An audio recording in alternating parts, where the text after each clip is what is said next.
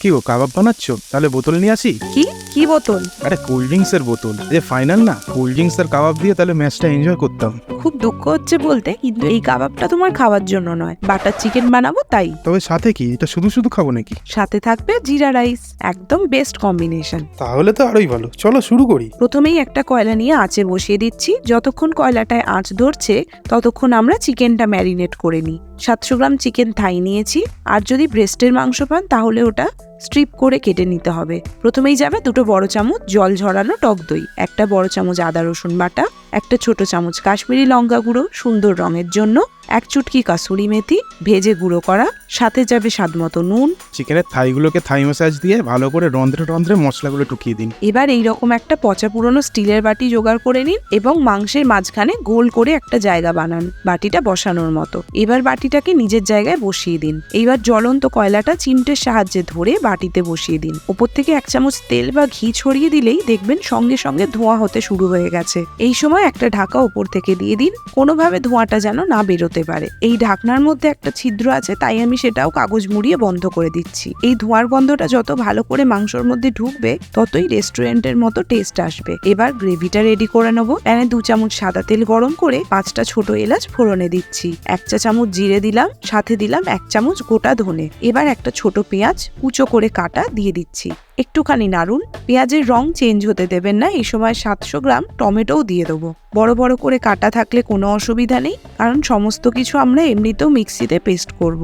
1 টুকরো আদা এবং 10টা বড় রসুনের কোয়া দিয়ে দিচ্ছি। একটু ভেজে নিন। 8-10টা কাজু দিয়ে দিচ্ছি, সাথে একটু নুন দিয়ে দেবো।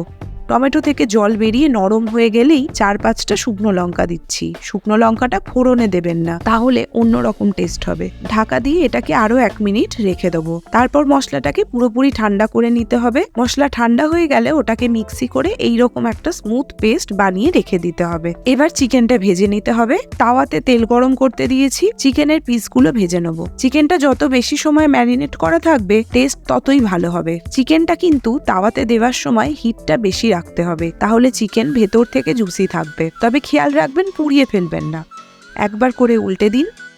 ভাজা ভাজা হয়ে গেলেই তুলে রাখুন। এবার ফাইনাল স্টেপ, 1 টেবিল স্পুন তেল আর 2 টেবিল স্পুন বাটার দিলাম। তেলটা দিলাম যাতে মাখনটা পুড়ে না যায়। দিয়ে দিলাম একটা ছোট পেঁয়াজ একদম মিহি করে কিমা করা। হালকা গোল্ডেন কালার ধরলেই 1 টেবিল স্পুন রসুন কুচি ও 1 টিস্পুন আদা কুচি দিয়ে দিলাম। একটু ভেজেই দিয়ে দেবো 1/4 টিস্পুন হলুদ ও 1 টিস্পুন কাশ্মীরি লঙ্কার গুঁড়ো। হালকা আঁচে মশলাটা ফ্রাই করে নিন। এবার আগে থেকে বানানো মাখনি সসটা অ্যাড করে দেবো। ছাঁকনির সাহায্যে ছেঁকে নিচ্ছি যাতে আরো একটু স্মুথ হয়। সব মিশিয়ে নিয়ে একটু মিক্সি ধোয়া জল দেবো। গ্রেভি ফুটে উঠলেই আন্দাজ মতো নুন দেবো। রান্নায় আগেও নুন পড়েছে সেই কথাটা কিন্তু খেয়াল রাখবেন।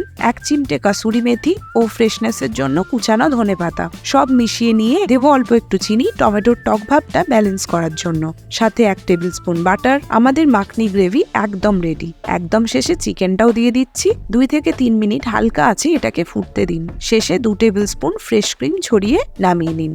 আজকে আমরা এটা খাবো জিরা রাইসের সাথে। চলুন ওটাও বানিয়ে ফেলি। জিরা রাইসটাকে আমি ফাঁকিবাজি রাইসও বলি, কারণ মনে হবে আপনি অনেক খেটেছেন, কিন্তু আদৌ সেটা নয়। আমি এখানে ইন্ডিয়া গেটের বাসমতি রাইস নিয়েছি। 2/3 কাপ অর্থাৎ 130 গ্রাম মতো রাইস আছে। চালটাকে ধুয়ে নিয়ে 8 ঘন্টা ভিজিয়ে রাখবো। একটা বড় পাত্রে ভাতের জন্য জল সেদ্ধ বসালাম। তোমার মাথা পুরো গেছে। ও সরি। কড়া দিয়ে দেবো 1 চামচ তেল, সাথে 1 টেবিল স্পুন নুন। জল গরম হলেই চালটা অ্যাড করে দিন। চালটা পুরোপুরি সেদ্ধ করতে হবে, তবে গলিয়ে ফেলবেন না। বেশি নাড়াচাড়াও করবেন না, তাহলে কিন্তু চাল ভেঙে যাবে। এবার ভাতের ফ্যানটা ঝাড়িয়ে নিন। ভাতটা পরিমাণে বেশি হলে অবশ্যই সেটা সঙ্গে সঙ্গে বড় থালায় ঢেলে ফ্যানের নিচে শুকোতে দেবেন। এবার কড়াতে 2 চামচ ঘি গরম করলাম, সাথে 2 চামচ জিরে ফোড়ন দিলাম। জিরেটা বেশি পোড়াবেন না, হালকা জিরের গন্ধ বেরোলেই ভাতটা ঢেলে দিন। হালকা হাতে মিশিয়ে নিন। একবার নুনটা চেক করে প্রয়োজন মতো নুন দেবেন। ওপর থেকে ধনেপাতা ছড়িয়ে দিন। হালকা হাতে আরেকবার মিশিয়ে নিন। ব্যাস, জিরা রাইস রেডি। বাটার চিকেন জিরা রাইসের মতো আর কোন কম্বিনেশন আপনাদের ফেভারিট একবার কমেন্ট বক্সে জানিয়ে যাবেন। টাটা।